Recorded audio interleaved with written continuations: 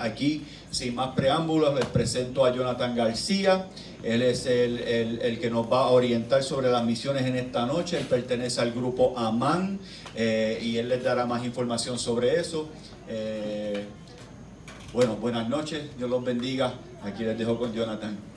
Gracias. Dios les bendiga a todos y todas. Qué bueno estar aquí en esta noche, la primera vez que tengo la oportunidad de compartir, pero ya hace algunos años pues habíamos compartido de alguna manera indirecta en un campamento con los jóvenes, así que quiero agradecer, ¿verdad?, al líder de misiones y el pastor que nos da la oportunidad de estar aquí.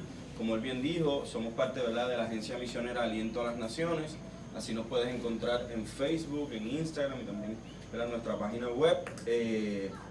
Hoy, ¿verdad?, me tomó sorpresa que está Joe Steven aquí, él va a estar con ustedes el sábado. Él es parte también de la Junta Administrativa, yo sirvo como presidente de la Junta y director ejecutivo también de la agencia. Llevamos ya, ahora en este año, en diciembre, cumplimos 8 años de servicio, de entrenar, movilizar y capacitar gente para servir de manera de corto plazo y mediano plazo en el área de misiones, y a través de este tiempo hemos tomado, ¿verdad?, hemos visto a bien tener lo que son entrenamientos básicos, lo que hemos llamado un programa de basic training, o de hablar un poco lo fundamental para luego movilizar las iglesias locales, y hemos estado trabajando con esto. Ya yo creo que ya llevamos más de un año yendo a un montón de iglesias, además de nuestra escuela de misiones, y en el día de hoy yo quisiera plantear uno de los temas que para mí es más importante y en estos días llevo reflexionando en el proceso, y es específicamente nuestras bases bíblicas para entender la misión. El 31 de octubre, y voy a hablar un poquito más de eso más adelante, no es Halloween, ¿verdad? Es el aniversario de la Reforma Protestante, ¿verdad que sí? Y yo quiero que hablemos un poco sobre cómo la iglesia, dependiendo de cómo entiende el concepto de misión, va a obrar, va a servir. Nosotros hacemos porque sabemos, ¿verdad? Predicamos porque entendemos que hemos sido llamados. Hacemos misión porque entendemos que la gran comisión es importante para la iglesia. Sin embargo, dependiendo también nuestro proceso hermenéutico, es decir, nuestro proceso interpretativo de las escrituras, es que nosotros vamos a tener un proceder. Podemos servir colonizando, podemos servir aplastando cultura, y estamos haciendo misiones. Y le voy a poner un ejemplo. La gente que vino con Cristóbal Colón desde Europa vino haciendo misiones cristianas, ¿verdad? Eran cristianos, o Juan Bartolomé de las Casas no era un fraile, sacerdote, cristiano, teólogo. Por lo tanto, nuestro entendimiento de las escrituras es el principio de cómo hacemos, cómo damos para misiones. Y no solo cómo damos, y hoy yo quiero plantearle a usted que Dios no se conforma con su ofrenda si usted no se ofrenda. ¿Ok? Yo no estoy diciendo que no demos, nosotros tenemos una responsabilidad porque el que ama la misión la sostiene. Sin embargo, muchas veces estamos dando sin darnos. Y hoy yo quiero que nosotros pensemos un poquito, y no va a ser un monólogo, usted puede levantar la mano, hacer una pregunta, puede hacer algún comentario, yo voy a detenerme en algunas ocasiones para que podamos conversar. La idea es que hoy nosotros reflexionemos en que cómo la iglesia ve la misión de Dios. Y le voy a poner un ejemplo, esto es sencillo. En mi denominación nosotros generalmente, yo soy pastor también hace 1 año y 4 meses de la iglesia Rivera de Copey en San Juan, vivo en Humacao, pastorío en San Juan, y cuando nosotros a nivel mensual, pues nosotros hacemos unas aportaciones para misiones, y yo le digo a la iglesia que muchas veces nosotros, por ejemplo, si viene X o Y persona para el concierto en el Choli, y si es una persona, wow, muy importante, pues pagamos $100 para sentarnos cerca, ¿verdad?, y sentir toda la emoción, las luces, el humo, toda la cosa. Y cuando vamos a levantar una ofrenda misionera, damos $1. Y ahí es donde nosotros vemos la dicotomía que hay. No, yo soy misionero, yo amo misiones. No, usted no ama misiones. En realidad no. Porque cuando nosotros tenemos unas bases bíblicas claras, esas bases bíblicas rigen nuestra ética diaria. Cómo vivimos, cómo hacemos, cómo servimos, nuestra obediencia y el proceso de la interpretación. Por eso es que estaba hablando un poco de la reforma. Lo vamos a ver ahorita. ¿Cuál era el gran problema de la iglesia? Y muchas veces la iglesia también tiene el mismo problema. Antes se vendían indulgencias y ahora se venden milagros. Antes se vendían indulgencias y ahora se venden estrellitas en los live. ¿Está conmigo? ¿No? Vamos a ir. Déjame ver si ahí. Toca la pantalla un momentito a ver si. Vamos a ver. Ahora sí. Es importante comenzar bajo la premisa que la Biblia es texto autoritario en la misión, ¿verdad? Y esta idea de que mi opinión, y muchas veces, ¿por qué yo quiero plantear esto? Porque a veces, por ejemplo, hay 10 personas y leemos el texto y decimos, oye, ¿qué tú entiendes por eso? Entonces uno dice una cosa, uno dice otra, uno dice otra. Ven, hermanos, que la Biblia dice diferentes cosas para cada uno. No, eso no es verdad. La Biblia dice una cosa. ¿Cómo la aplicamos a nuestra vida diaria? Eso es otra cosa. Y muchas veces cuando, ¿qué es para ti misiones? Pues sonreírle a un niño. Bueno, yo he escuchado eso en la iglesia. ¿Qué es para ti misiones? Pues darle comida a alguien. Y yo quiero que nosotros entendamos que el concepto de misión no es regido por nuestra opinión. No es lo que yo creo, lo que yo siento, la visión que yo tuve, lo que Dios me dijo. No es lo que la Biblia dice que es. Amén. Y tenemos que partir de la premisa que el texto autoritario de cómo nosotros definimos, hacemos, servimos en misión es la Biblia. No es la opinión de Jonathan ni de la agencia tal. Puede ser la agencia más millonaria del mundo. Y esto que le voy a decir, se lo voy a decir con mucho respeto.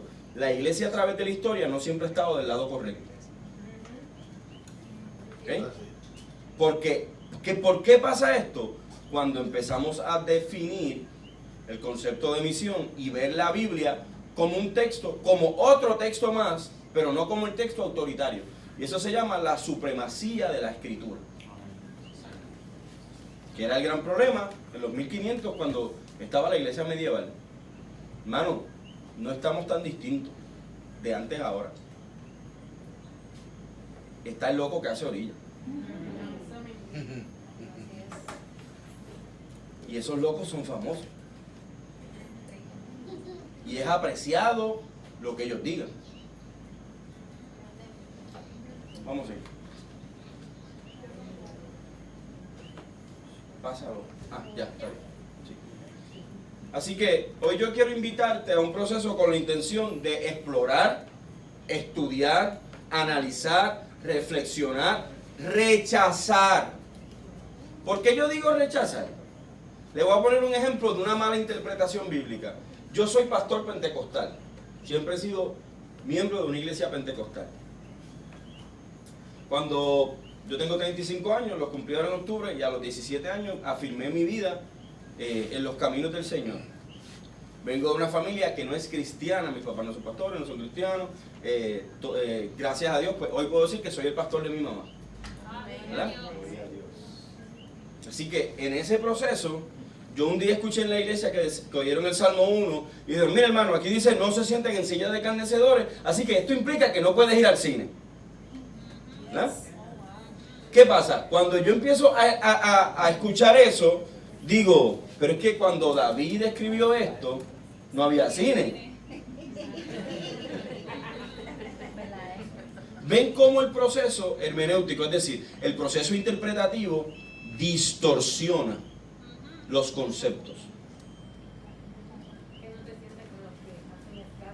Correcto, la idea es, deja de estar hablando de los demás. Y si hay uno que está hablando de alguien, pues no seas bochinchero, no te sientes en una buena traducción puertorriqueña, ¿verdad? Así que no calumnies, no hables, no. Pero la mala interpretación y el proceso alegórico, que de eso vamos a hablar un poco más adelante en las áreas, cuando vayamos a ver algo que me va a parecer muy importante. ¿Por qué yo digo esto, hermano? Porque nosotros ya llevamos casi 8 años sacando grupos, entrenando gente, y la gente sigue todavía sirviendo con conceptos erróneos. Cuando tú empiezas a servir con conceptos erróneos, haces cosas incorrectas.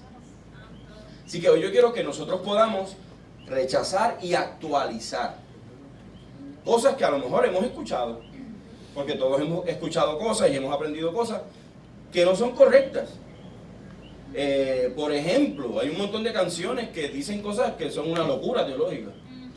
O coritos que decían, por ejemplo, en la iglesia pentecostal se cantaba mucho un corito que decía, Elías oraba en el monte Carmelo, Señor, que baje el fuego otra vez. Entonces, cuando tú te das cuenta de lo que dice la Biblia, el fuego bajó primero para quemar el holocausto y después Dios dijo, maten a los profetas de Baal.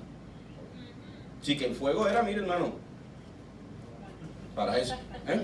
Dice la iglesia, Señor, que baje el fuego como donde bajó Elías. Hay un problema. ¿Ven? Así que quiero que pensemos, que reflexionemos, que actualicemos las teologías de la misión que hemos heredado, porque nosotros no nos inventamos esta teología, sino que hemos heredado la idea de la gran comisión, de ir y hacer, de aportar, y hay ideas que son correctas, pero dentro de estas ideas a veces se formulan otras que no tienen nada que ver con la Biblia. Muy bien, ¿y qué nosotros vamos a utilizar? Y no sé si pueden ver que las cuatro se conectan. Primero, Biblia, la historia, teología y práctica. Estas cuatro cosas se conectan cuando, hablamos de misión.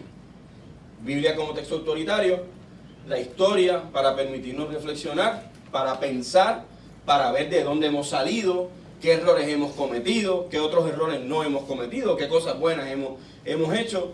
La teología que se va formando y también la práctica. Y estas cuatro cosas nos van ayudando a nosotros a reformular, a ver, a hacer. Cómo la iglesia de Emanuel de Caguas vive en misión aquí y allá. ¿Ven? Por muchos años también yo he escuchado a mucha gente decir, no, primero en Jerusalén. Y la Biblia en realidad no dice ni primero, ni segundo, ni tercero. Eso es una añadidura. Es una opinión personal de la gente.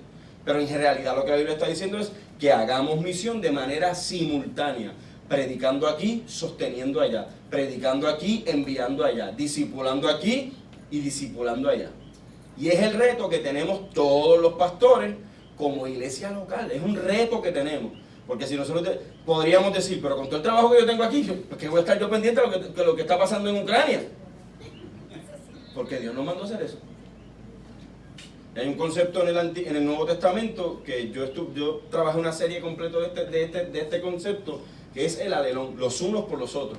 Ámense los unos por los otros, corríjanse los unos a los otros, ayúdense los unos a los otros. Y el apóstol Pablo está todo el Nuevo Testamento hablando sobre eso. El concepto de misión se trata de discipular aquí y de discipular allá, de servir aquí y de servir allá. ¿Ok? En la misión hay cuestiones centrales y hay otras que son periféricas. Y quiero presentarle esto para que nosotros podamos reflexionar en esto. Cuando yo hablo de unas cuestiones fundamentales, es lo que es central y lo que está en la periferia. Por ejemplo, si hay algo importante en la misión, cuando yo hablo de centralidad, es el Evangelio de Jesús. Pero hoy queremos predicar nuestro Evangelio. El Evangelio que le conviene a mi bolsillo. El Evangelio que le conviene a mi ministerio. El Evangelio que me conviene a mí, para que la gente me obedezca, para que la gente me siga. Un Evangelio que se pueda moldear. ¿Ves? Un Evangelio que no llama a misiones. Un Evangelio que te dice, si no tienes llamado misionero, no vaya. El único problema de decir eso es lo siguiente, que en la Biblia no hay llamado misionero. No hay un texto en la Biblia donde Dios le diga a alguien, te llamo a que seas misionero. ¿Sabes qué dice la Biblia? Para todos los que confían en el Señor y los que entregan su vida, vayan y hagan discípulos. O sea, que Dios llama gente para momentos específicos y lugares específicos, sí, pero no podemos sostener a través de la Biblia, por ningún versículo que alguien, a Pablo Dios nunca le dijo, sé misionero. Pablo tuvo un encuentro con Jesús, con el Evangelio de Jesús y cambió su vida. Lo central, ¿por qué yo digo de la centralidad? Y hablaba de la reforma cuando empecé, en los 1500, cuando crece Lutero, Lutero empieza a cambiar su opinión, porque después de hacer un doctorado en teología, ser un monje agustino, cuando da unas clases cuando empieza a dar clases de Romanos, de Gálatas y del Nuevo Testamento, se da cuenta que lo que está enseñando la iglesia era incorrecto. Empezó a ver el texto y dice, justificados pues por la fe, tenemos paz para con Dios. Por medio, solo Jesucristo es el Señor. Por lo tanto, el Papa no es vicario, el Papa no es todopoderoso, la opinión papal no tenía poder sobre nadie y las indulgencias no sacaban a nadie del purgatorio porque el purgatorio no existía. Porque yo hablo de la centralidad y traigo esto a colación, la cuestión histórica. Les voy a poner un ejemplo. En aquel entonces, el problema de la iglesia medieval, recuerden que la reforma protestante es un hito histórico, o sea, es un evento que cambia la historia. Se pasó de la edad medieval a los tiempos modernos. ¿Ves? Hubo un proceso de cambio. Un hito, es un evento que cambia la historia. ¿Qué pasa? En aquel entonces habían un montón de hombres que se les llamaban los predicadores de la indulgencia. ¿Y ustedes saben qué hacían esos hombres? Se iban con un cuarteto, igual que hoy, música,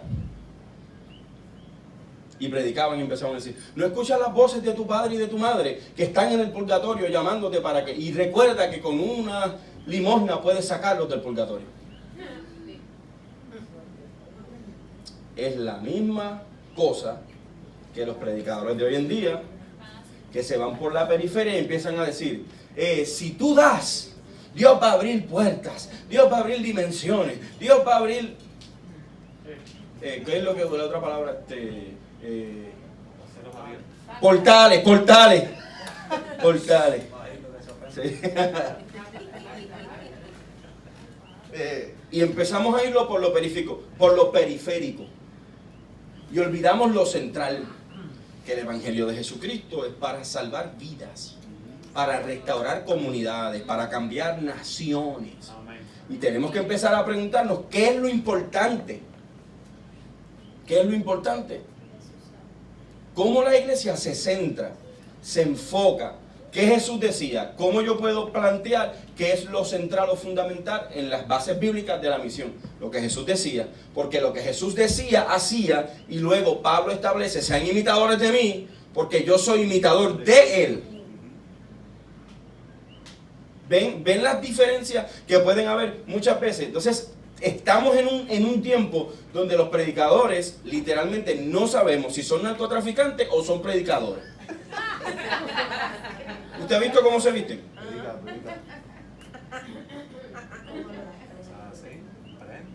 Sí, yo les voy a poner un ejemplo. En mi iglesia yo tengo gente, tengo abogados y tengo gente que viven en el residencial. Tengo gente que van a pie a la iglesia. Imagínense que el pastor llegue el domingo con una correa al mano. Yo estoy siendo empático con mi gente. Yo estoy siendo uno como ellos. Jesús se vestía como ellos. Jesús era un inmigrante. Jesús no era blanco, no era rubio, porque era judío. Jesús no era español. No tenía ojos azules, no tenía ojos verdes. Era un carpintero, tenía que tener sus manos destruidas porque trabajaba con las manos. Se crió como un pobre. Nació como un inmigrante porque nació en Belén y no era de Belén. ¿Qué es lo central? ¿Cómo nos hacemos parte de la comunidad donde servimos? ¿Cómo las bases bíblicas de la misión empiezan a trabajar en cómo yo soy, cómo yo sirvo, cómo yo trabajo? Y yo no estoy diciendo con esto que si usted se ha ganado el dinero, haga lo que usted quiera con el dinero. El problema es que no podemos proyectar un evangelio que solamente se encarga de lo periférico. De no, Dios te va a prosperar, Dios te va a bendecir. Hermano, yo creo que el que da, Dios no olvida ninguna de nuestras ofrendas. Yo creo que Dios bendice al dador alegre. Yo creo todo eso. Lo que no creo es que podamos comprar las bendiciones de Dios.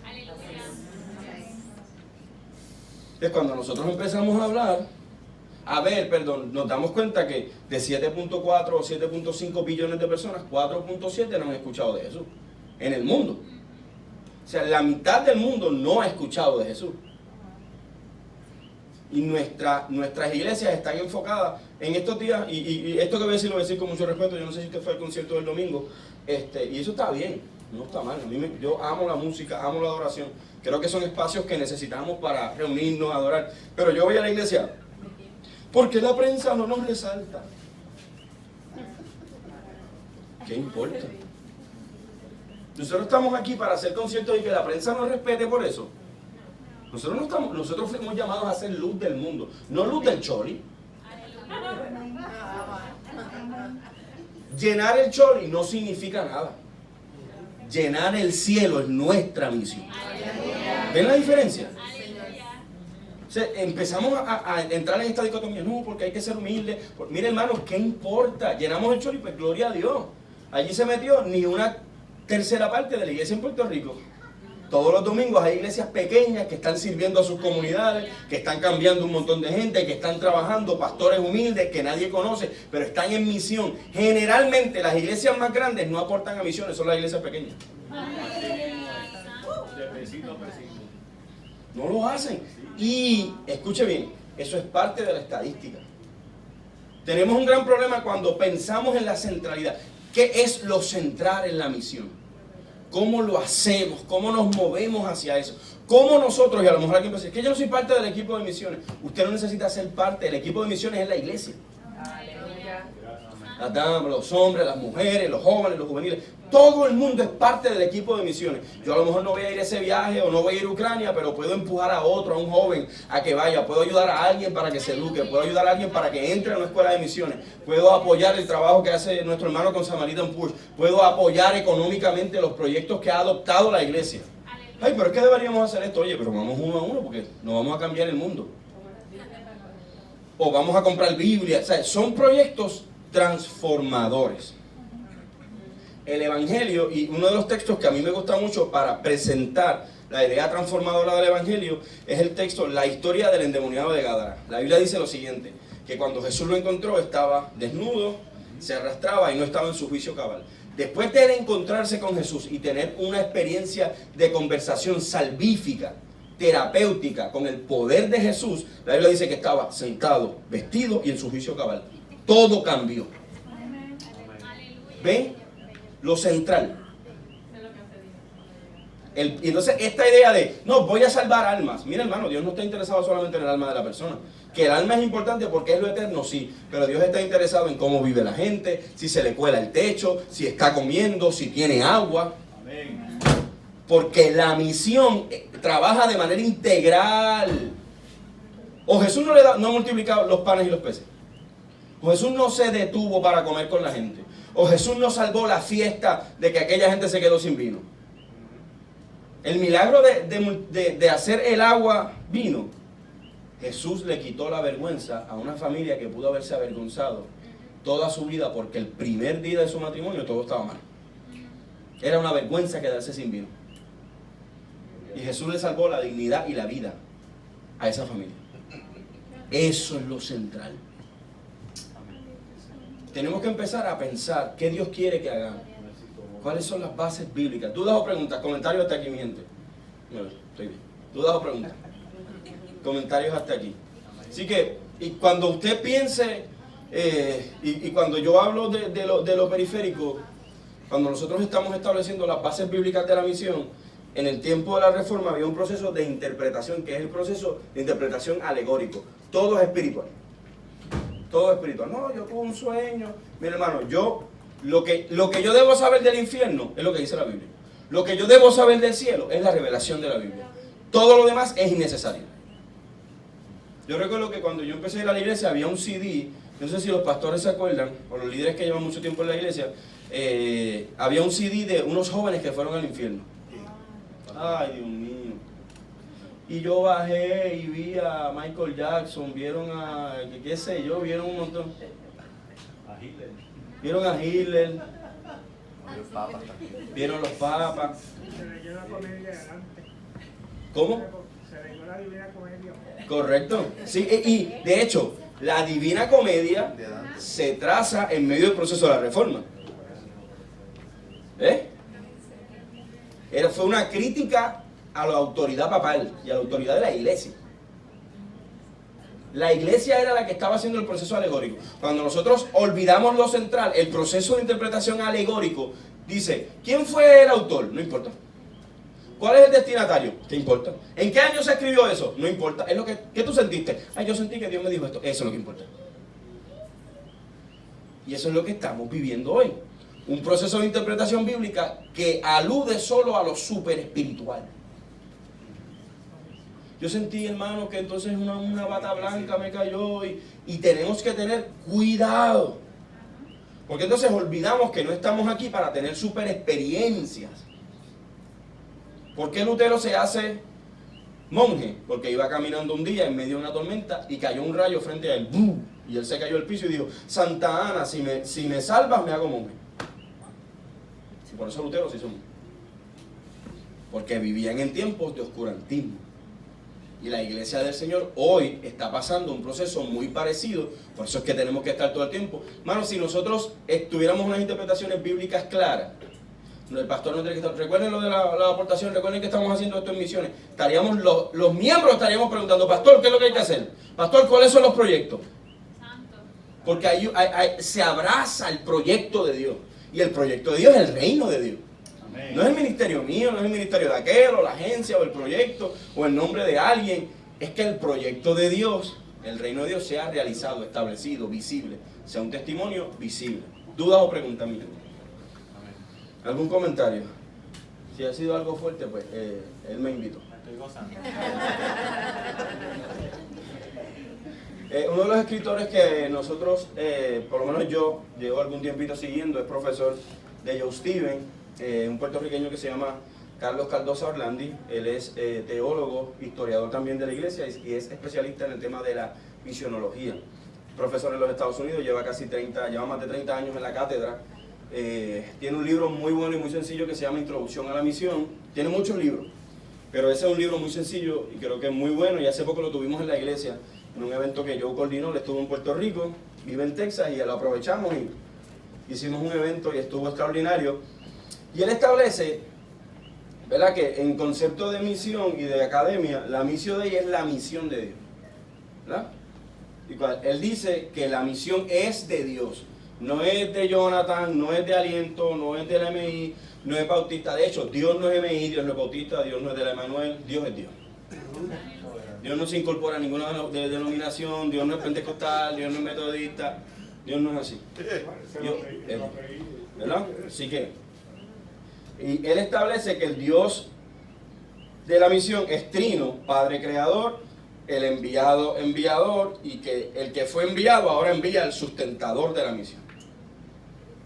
Y en ese proceso, la misión de Dios queda en el medio,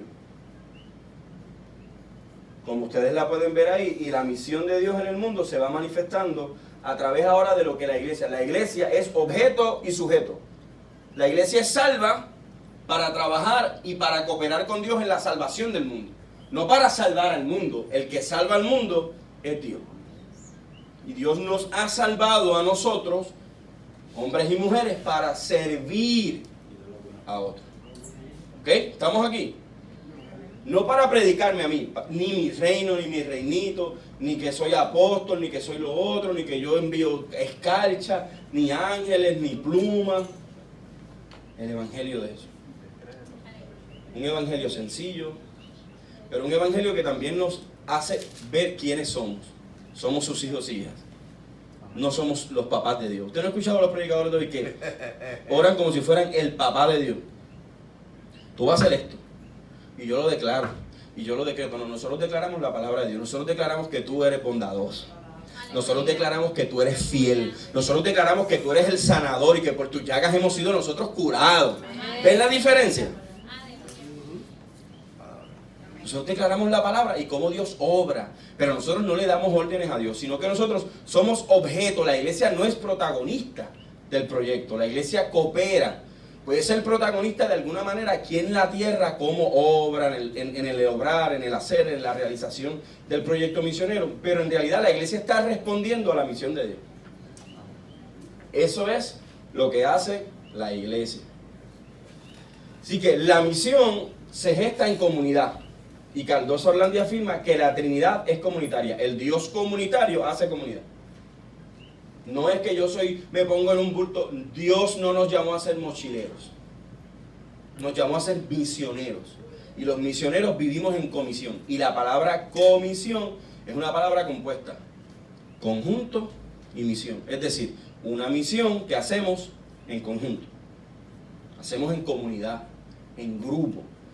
Que puede ser que Dios me abrió una puerta para ir aquí, chévere, pero se gesta en comunidad.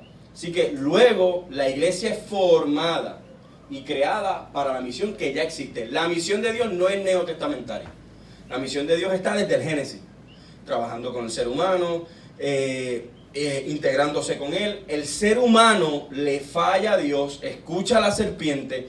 El gran problema del ser humano no fue comer la manzanita o el fruto. Yo sé que no era una manzana, pero le pongo una manzana para que usted sepa. El gran problema del ser humano en el Génesis fue el siguiente. Satanás le dijo, si tú comes del fruto, vas a ser igual a Dios. El problema fundamental del ser humano es ese, que quiere ser Dios.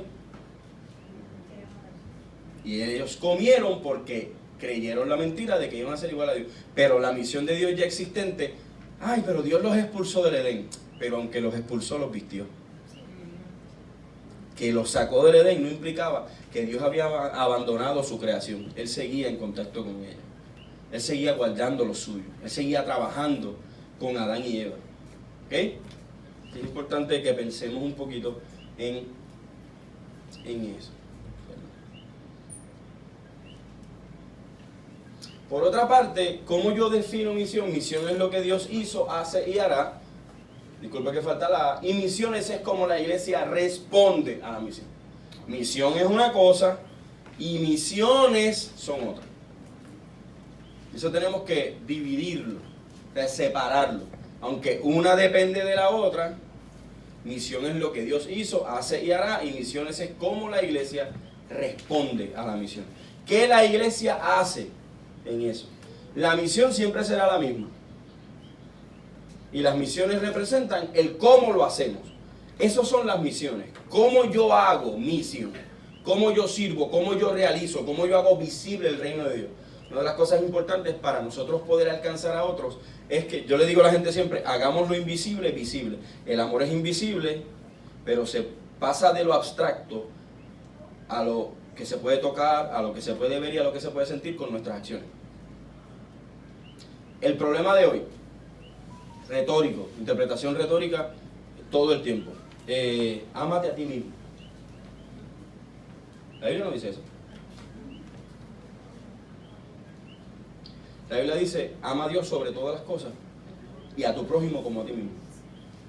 Porque el amor propio es el gran problema del ser humano. Yo me amo a mí primero, a mí tercero, a mí cuarto, a mí quinto. Es que si no me amo a mí, no puedo amar a otro. En realidad la Biblia no dice eso.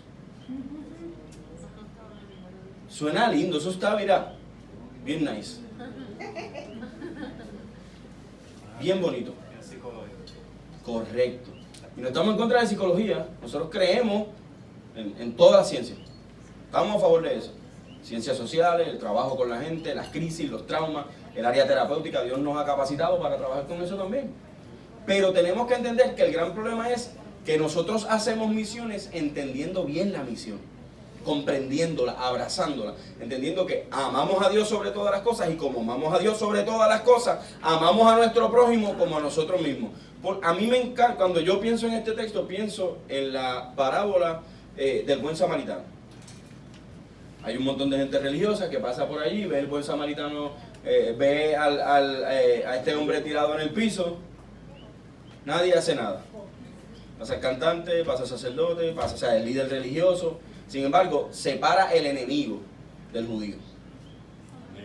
Un samaritano. O sea, un judío, el maestro de los judíos está diciendo, ustedes están mal.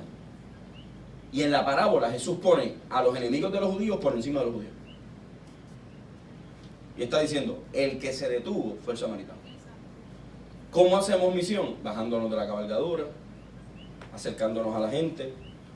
Dice la Biblia que él no solo lo recogió y lo llevó al mesón, sino que pagó todo. Y dijo, y si falta pagar más, me avisas que yo pago. Amén.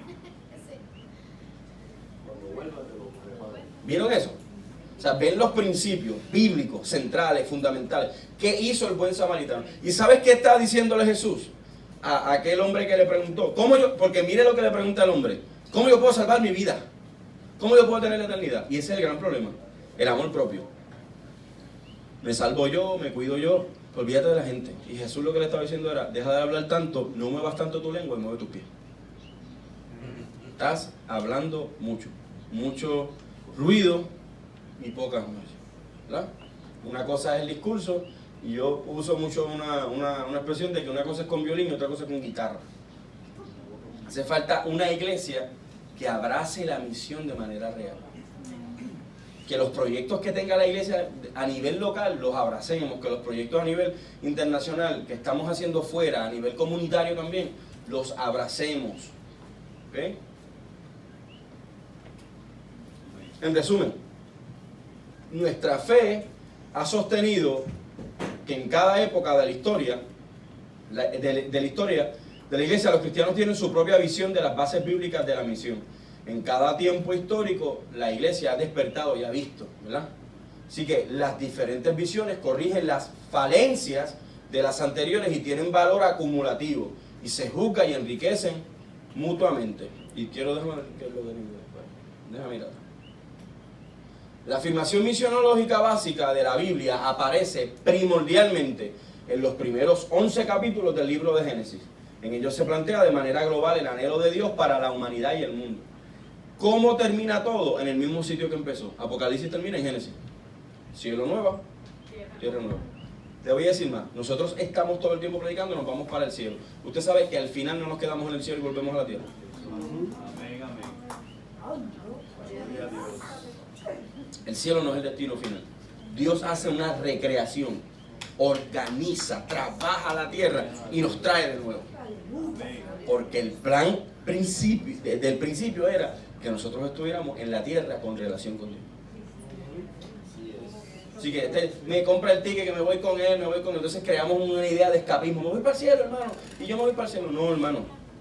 Yo creo en la venida del Señor, yo creo que el Señor va a levantar la iglesia, yo creo que la iglesia será levantada. Sin embargo, también creo que si estamos en la tierra es por un propósito. Amén. Sí, Señor. Y el anhelo de Dios para la humanidad en el mundo y la resistencia humana es, ¿verdad?, entender y comprometerse y realizar la misión y el proyecto divino. ¿Por qué yo estoy hablando sobre esto? Porque muchas veces nosotros no nos damos cuenta que y otra cosa, iglesia, ¿por qué no podemos hacer misiones y servir más? Porque tenemos 100 programas. Hay un libro que se llama La Iglesia Simple Church. Y lo que está diciendo es que nos hemos convertido en una iglesia acumuladora. Y tenemos 100 programas, 90%, 100 discipulados, 8,000, pero no tenemos tiempo de tomarnos el café con la gente. Tenemos el pastor todos los días en la iglesia, todos los días hay culto, dame consejería, dame esto. Mira, hermano, yo les voy a decir algo que yo he hecho.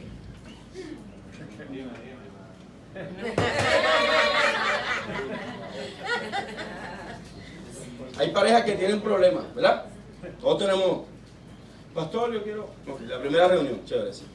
Segunda reunión, ¿cómo van? No, que esto sigue igual y yo. Okay. Tercera reunión, hicieron lo que les dije. No, pastor, es sencillo, vamos a hacer algo.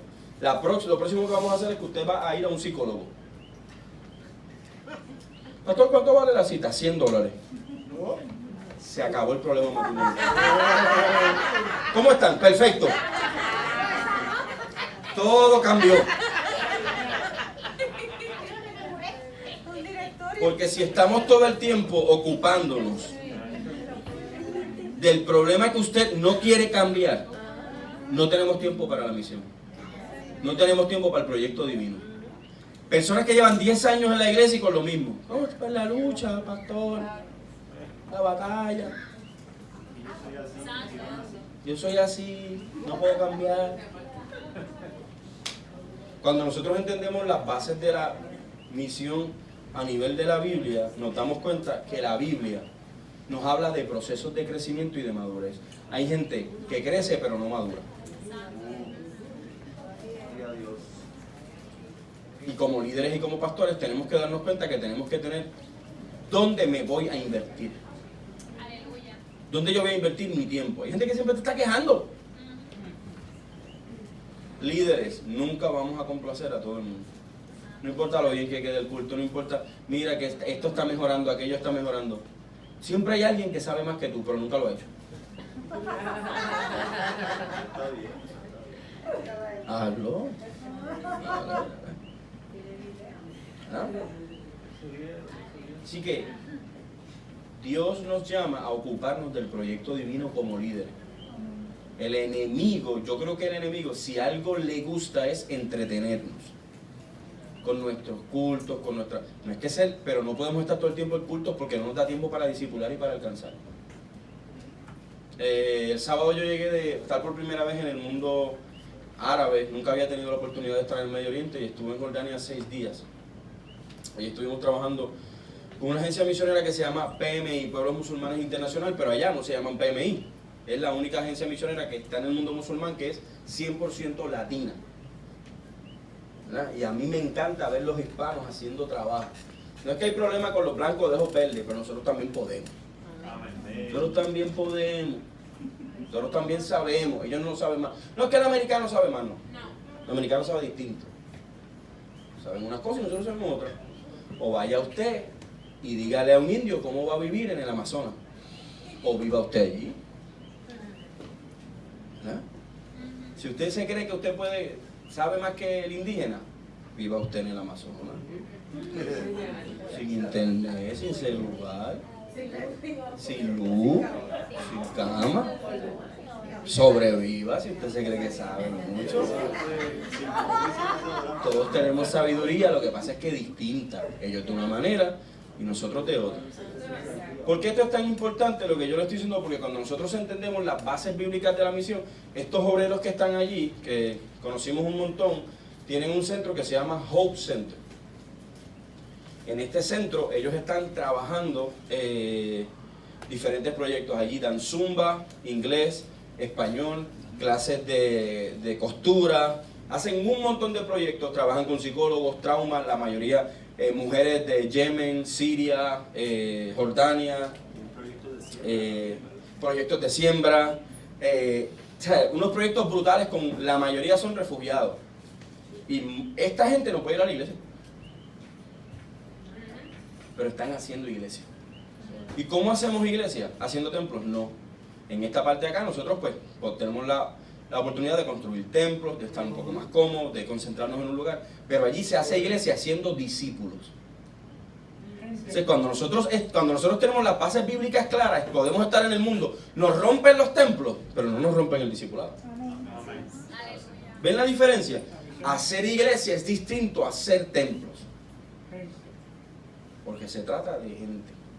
Y para nosotros poder estar con la gente tenemos que tomarnos el café, tenemos que salir a comer, tenemos que estar en diferentes lugares, que no podemos estar todo el día en culto. O sea, no. Coinonía, fellowship, vida comunitaria, vida de estar juntos, para poder escuchar a la gente, qué es lo que te está pasando, cómo yo puedo servirte. Pero el problema es que a veces estamos tan enfocados escuchando lo mismo por 10 años. En los países capitalistas, la inmensa mayoría de la gente ha gastado su dinero construyendo Grandes estructuras templos.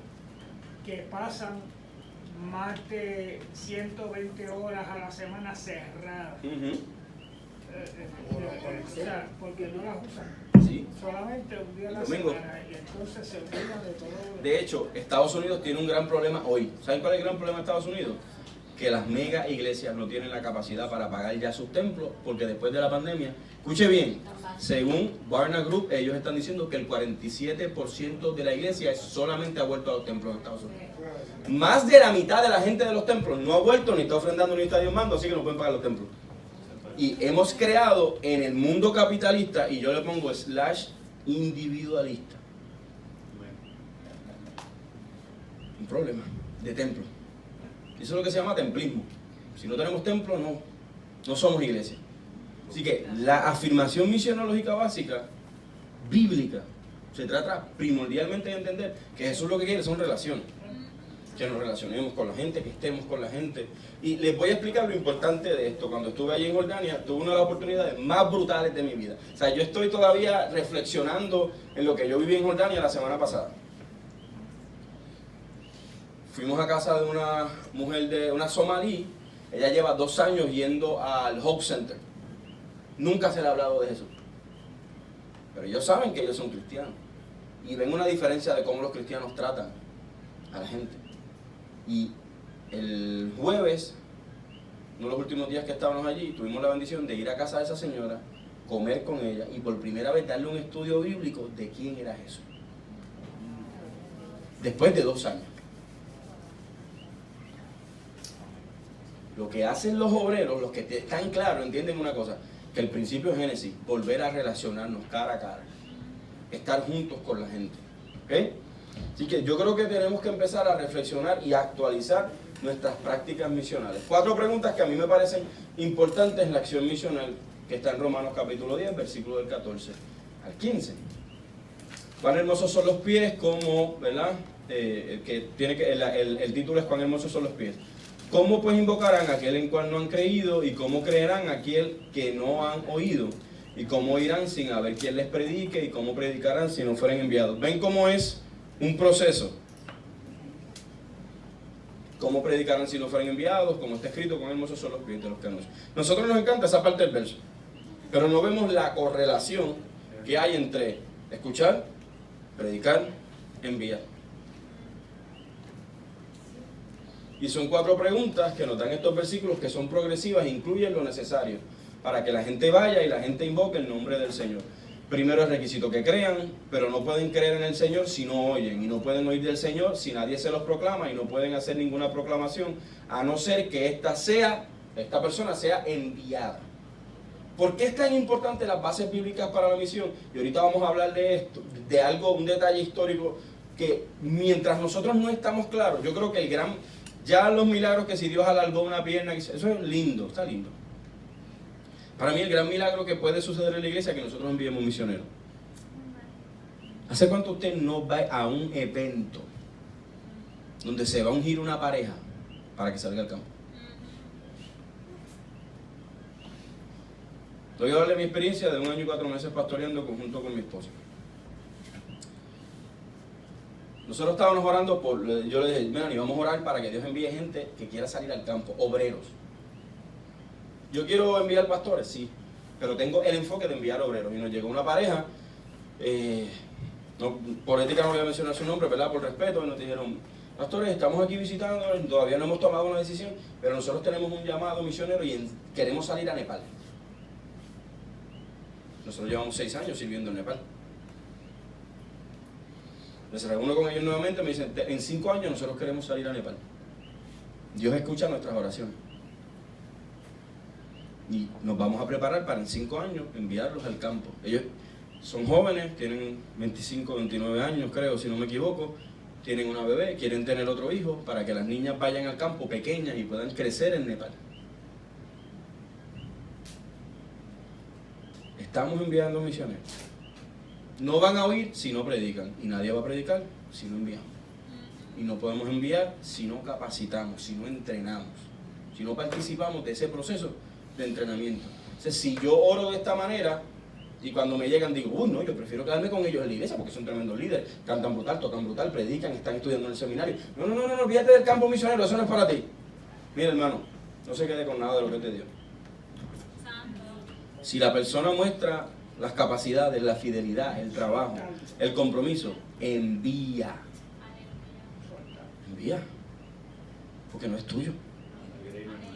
No es de nosotros. La iglesia es del Señor, no es del Señor pastor, es del Señor desde arriba.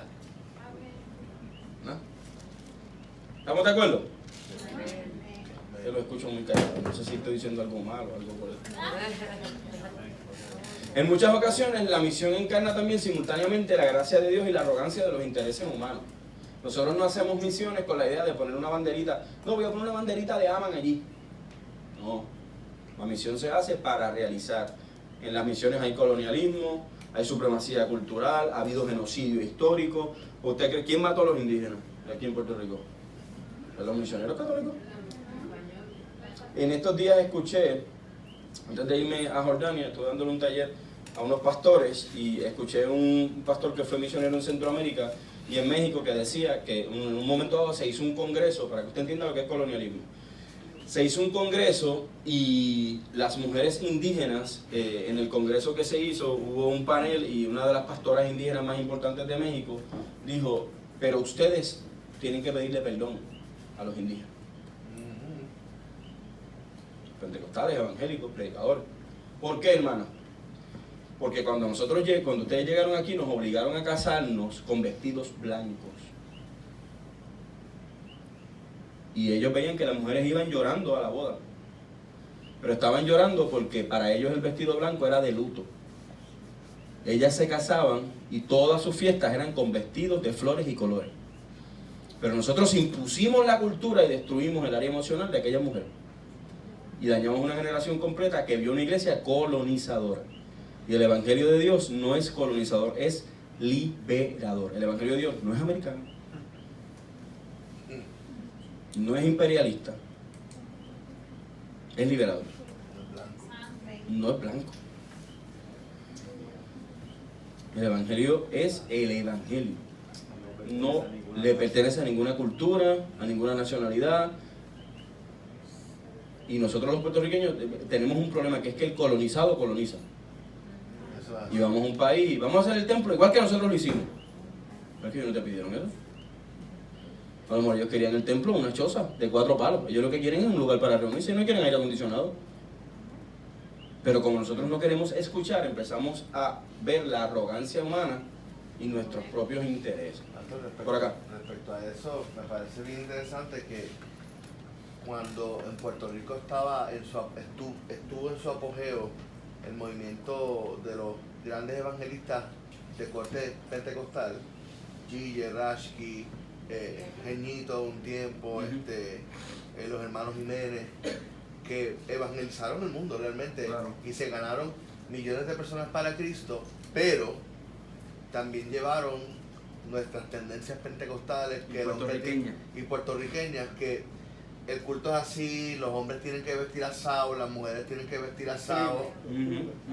Y entonces hay muchos lugares en el mundo que mientras nosotros hemos progresado en el Evangelio, allá todavía el Evangelio es de mega conservador. Sí, hombres sin barba y tienen que tener mujeres faldas, sin pantalla, sí, esos pelos rojos y rubios, eso no va para allá. Y entonces uno ve a Puerto Rico en los años y eso se multiplicó allá y se perpetuó. Y entonces nosotros los boricuas vamos allá y decimos, que atrás está esta gente. No es que nosotros le llevamos eso. Sí, esa es la verdad, esa es la historia. Y si uno va a los Estados Unidos, a las iglesias pentecostales que los puertorriqueños fundaron, pues más. Sí, especialmente en el área noreste, sí. New York, Jersey, Filadelfia, son áreas muy conservadoras, eso, porque llevamos el evangelio puertorriqueñizado. Ese es el Puerto Rico de los 60, está allí todavía. Las iglesias son muy conservadoras. Yo soy parte de una denominación pentecostal y se ve la diferencia, especialmente en Centroamérica, Guatemala, El Salvador, son todavía muy conservadores. Si tú pones un árbol de Navidad, eso es el diablo. Una cosa bien fuerte. Pero es que culturizamos. Y eso es parte del proceso colonizador. ¿Ok? Así que hay que repensar. Mira, hermano, cuando llegó aquí el evangelio, los primeros evangélicos, históricamente, antes de haber la invasión americana, porque Estados Unidos llegó aquí por invasión, ¿sabes? Ni se cree que llegó por invitación. Se puede ser estadista y toda la cosa, pero esa es la verdad. Ellos llegaron por Guánica y matando gente, así que esa es la verdad histórica. Antes que hubiera la invasión, se reunieron los líderes de las iglesias Discípulos de Cristo, Metodistas y otras denominaciones, creo que si no me equivoco en la ciudad de Nueva York, y dividieron la isla, y ese mapa existe. Antes de la invasión americana, ya ellos sabían cómo se iban a dividir aquí. O sea, había el proceso de evangelización se convirtió más en colonización que en proclamación, porque lo político estaba enlazado con los religiosos. Por eso es que en Puerto Rico después la Iglesia Católica empezó a decaer mucho, porque el proceso político del país de colonización pues implicaba una nueva iglesia, la iglesia evangélica. Y si usted va al sur y algunas partes del norte de la isla, usted va a ver que está la Iglesia Católica en la plaza y también una iglesia evangélica denominacional. O sea que hay unas cuestiones históricas en ese proceso. ¿Estamos? ¿Dudas o preguntas? ¿Comentarios? Esto lo voy a pasar porque ya hablo un poquito de... Bien. Así que Una de las cosas que a mí me gusta de Jesús, yo creo que era un fanático de Isaías. Jesús cita mucho a Isaías. Y él dice, el Espíritu del Señor está sobre... es un libro maravilloso, maravilloso. Es un libro extraordinario y es un libro muy misional, de mucha confrontación, de mucho cambio que requiere, exige. O sea, hay unas demandas muy fuertes, por eso lo voy a dejar al pastor. El Espíritu del Señor está sobre mí por cuanto me ha ungido para anunciar las buenas nuevas a los pobres y me ha enviado a proclamar libertad a los cautivos. No voy a leerlo completo, pero yo quiero que ustedes vean las cuestiones concretas. Pobres, cautivos, ciegos, oprimidos, y a proclamar el año del Señor. Y dice la Biblia que algunos teólogos creen, historiadores bíblicos o biblistas, que en las sinagogas de aquel entonces había una silla en medio de la sinagoga. Y dice la Biblia que él enrolló el rollo y se sentó. Y algunos teólogos creen que él se sentó en eso, porque esa silla lo que implicaba era la espera de un Mesías nuevo. Y él se sentó ahí y por eso fue que lo expulsaron de la sinagoga. ¿Okay? Exactamente, él dijo, aquí llegó el que tenía que ir. Jesús era bravo. Era bravo. La Biblia, ¿verdad?, como contexto misionero. Génesis habla de pueblos y naciones. Salmos habla de adoración colectiva. Quédense quietos, reconozcan que yo soy Dios. Yo seré exaltado entre las naciones. Yo seré enaltecido en la tierra. Los evangelios entonces hablan de la gran comisión. Pablo y el evangelio habla sobre el evangelio de los gentiles.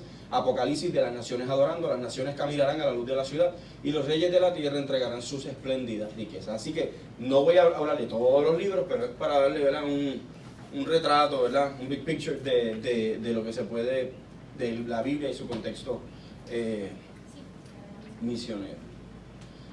Esto me encanta. No voy a poder hablar mucho de esto porque no tengo el tiempo, pero esto está en un libro de uno de mis profesores. Yo tuve la bendición de hacer maestría en divinidad en un seminario de los Estados Unidos. Regresé en mayo. Estuve 3 años estudiando en Chicago. Mi esposa y yo somos los primeros puertorriqueños pentecostales que nos graduamos del seminario después de 200 años. O sea, Dios está moviendo el mundo latino. Hágalo. Tiene 200 años. Después de 200 años. Después de 200 años. Dios lo hace. Todo pagado, beca, y aquí estamos. No nos quedamos allá, regresamos a nuestra isla para hacer esto. Porque yo tengo un compromiso con mi país. Amén. Con la iglesia de mi país. No juzgo el que se queda. Dios llama a cada cual, pero yo tengo un compromiso con mi gente puertorriqueña de enseñar, de capacitar. Porque a lo mejor un montón de ustedes no van a ir al seminario, pero yo puedo traer el seminario a ustedes. ¿Ves? Y esa es la idea de estudiar. No darnos golpes en el pecho y tener un montón de diplomados allí. ¿Ok? Así que esto es de un libro del profesor Noel Castellano. Se llama When the Cross Touched the Streets. Cuando la cruz toca las calles. Y él plantea que la iglesia, ¿verdad?, la encarnación del evangelio, es esta idea de la cruz, incarnation, encarnación, y que se empieza en el proceso de proclamación y formación. Proclamamos el evangelio y formamos discípulos. Debemos entonces demostrar compasión por la gente, obras de justicia, confrontar la injusticia. Por ejemplo, aquí en este país nosotros marchamos en contra del matrimonio de los gays. ¿Estamos en contra? Sí. ¿Estamos en contra? Sí, estamos en contra. Pero ¿por qué la iglesia no marchó cuando cerraron las escuelas en Puerto Rico? Yo no tengo problema con Proyecto Dignidad y con... No hay problema. Tienen razón en lo que están diciendo. El problema es que no podemos escoger algunas cosas para protestar. ¿Y ustedes saben qué? Si nuestros niños no tienen escuela, van para los puntos de droga. Confirmado. Estadísticamente confirmado. Mientras cerraban escuelas, Julia Kelleher intercambió una escuela que cerró por un apartamento en Ciudadela. Y la iglesia se quedó callada. ¿Vamos a protestar contra el matrimonio slash, ¿verdad?, entre comillas igualitario? Sí. Como quiera esa batalla, ya se dio en el Tribunal Supremo. Ya es legal. Pero podemos todavía pelear por la injusticia. En este país, Luma nos está matando. ¿Qué dicen los líderes de la iglesia? Están callados. Pues yo no. Yo no me callo por un cantito de brea del alcalde. A mí no me interesa ni la brea de los alcaldes, ni la comida, ni nada. Lo que hacemos en la iglesia lo vamos a producir nosotros en nombre de Jesús. Así que tenemos que confrontar la injusticia. ¿Por qué confrontar la injusticia? Porque los americanos que esclavizaron en Estados Unidos eran cristianos. Los que hicieron las leyes del Congreso de la esclavitud eran cristianos. Los que hicieron las leyes de la segregación racial en los Estados Unidos eran los cristianos blancos, sureños. La ley de cabotaje que nos están... Todos eran cristianos. Y tuvo que levantarse un pastor bautista afroamericano para denunciar la injusticia que había en el sistema. Esto suena duro, pero esa gente tenía una interpretación mala de la Biblia. Primero decían, los negros no tienen alma, después no tienen como mitad de alma. Después decían, las mujeres no tienen alma, después sí, tienen la mitad del alma. Después no, las mujeres no pueden predicar. No, las mujeres no.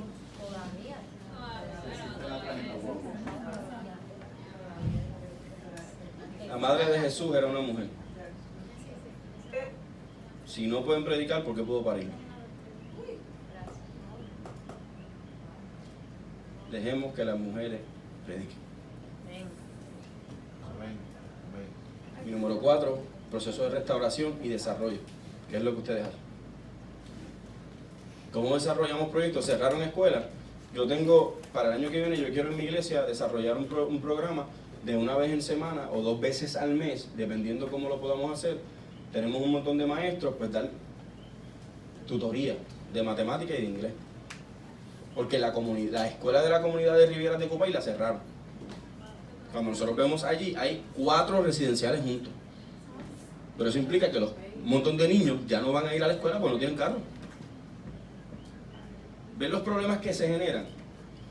En contra del aborto estipulado. No estamos a favor del aborto. Y si hay que hablar en contra del aborto, pues vamos a hablar en contra del aborto. Pero también tenemos que hablar a favor de la justicia, a favor de la educación para nuestros niños.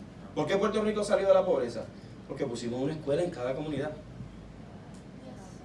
El evangelio se estaba predicando en cada barrio. ¿Ok? La justicia de Dios tenemos que pensarla como una obra misionera. ¿Cómo le hacemos justicia a la gente? ¿Cómo le devolvemos la dignidad? De hecho, uno de los textos más lindos que hay, yo creo que en los evangelios, es cuando Jesús se encuentra con una mujer y la acusan de adúltera. Lo lindo del texto es que el hombre no estaba. La acusaron sola. Pero después dice la Biblia que Jesús escribió en tierra. Uno de mis profesores de teología sistemática dice que él se imagina que Jesús empezó a escribir la lista de los hombres que se habían acostado con esa mujer, ¿verdad? Y al parecer todos los que estaban en la lista estaban ahí. Y que tire, ¿verdad? Que tire la primera piedra, ¿ok? Eso es imaginación bíblica, así que no diga que yo soy hereje después. Las bases bíblicas de la misión confrontan nuestra vida cotidiana y también nuestros modelos de iglesia. El modelo de la iglesia no debe ser una visión solo pastoral, sino que esa visión pastoral debe responder a la misión de Dios. La misión es lo que ya establece la Biblia. Y la visión tiene que ver en cómo vamos a hacer eso que dice la Biblia. ¿Verdad? No es la visión mía que yo tuve un sueño y no. Es la visión, el intento de nosotros para poder establecer el reino de Dios en la tierra. Jesús ama, ¿verdad?, estar en la periferia, como yo les enseñé, ama estar con la gente, mujeres adúlteras, los samaritanos, la mujer samaritana. Hay unas cuestiones brutales entre Jesús y las mujeres que no puedo entrar en eso hoy, después me invitan a un café y yo les doy un whisky. Jesús se encarnó en el sufrimiento ajeno. A lo mejor usted no está sufriendo, pero hay gente que está sufriendo. ¿Okay? Así que tenemos que pensar en cómo sufre la gente para poder servir a la gente. Uno de mis teólogos favoritos, Dietrich Bonhoeffer, busque su libro. Tiene libros brutales. ¿Por qué me encanta? Porque fue un buen predicador, misionero, teólogo, misionero en España, alemán, y alzó la voz contra el imperio nazi. Y fue asesinado por orden del mismo Hitler. Así que, ¿por qué levantó su voz? Por la injusticia que había y quiso vivir misionalmente. Estaban matando a los judíos y el 95-98% de la iglesia alemana evangélica decía que era correcto matar judíos.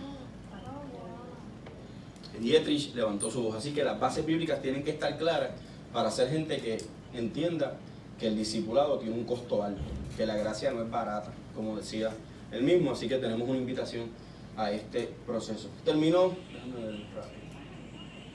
voy a terminar con esto. Esto fue una de las experiencias que yo tuve porque hay que servir en misión. La primera vez que fui a Nepal tuve la oportunidad de caminar en la calle. Esto es al lado de casa de la primer ministro de Nepal. Nepal, después del terremoto, ha seguido empobreciéndose. Nosotros llevamos 6 años trabajando y sosteniendo diferentes proyectos en Nepal. Enviamos una misionera a Nepal. Gracias a Dios estuvo 3 meses. Nuestra primera misionera oficial, que la enviamos como mediano plazo. Estuvo allí sirviendo en el área de la trata humana, específicamente en los traumas. Y cuando estuve allí, esta mujer la veo en el piso y es una mujer, ¿verdad?, que no tenía manos, no tiene los dedos, ni párpados, ni nariz, ni boca, ni orejas, nada. Y pregunto, ¿qué tiene esta mujer? Una mujer leprosa. Y en Nepal hay muchas personas leprosas todavía en la calle. Yo nunca había visto a alguien así. Y de esos días que Dios yo no sé de lo que digo, que Dios me dijo, Dios me habló. No tengo celular con Dios, pero sí Dios me confronta.